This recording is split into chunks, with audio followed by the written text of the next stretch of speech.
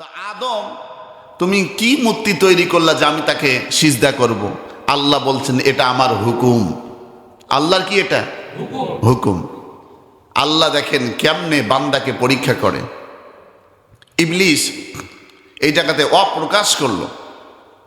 আল্লাহ পাক রব্বুল আলামিন নাখোশ হয়ে গেলেন। সারা জীবন হাজার হাজার লক্ষ লক্ষ বছর ইবাদত করেছে এই ইবলিস, আল্লাহকে ডেকেছে, আল্লাহর সমস্ত হুকুম আহকাম মেনেছে। একটা মাত্র আল্লাহর হুকুম অমান্য করার কারণে সে শয়তান হয়ে গেছে। জোরে বলেন, কয়টা হুকুম আল্লাহর অমান্য করেছে? একটা।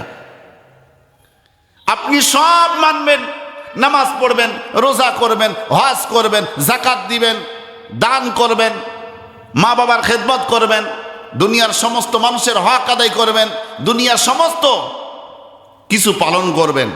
কিন্তু আপনি যদি আল্লাহর একটা আইন যদি ছেড়ে দেন, তাহলে শয়তানের মতো আপনার নামটা পড়তে, আল্লাহর নাম থেকে, বন্ধুর খাতা থেকে আপনার নামটা কাটতে আল্লাহর কোনো কষ্ট হবে?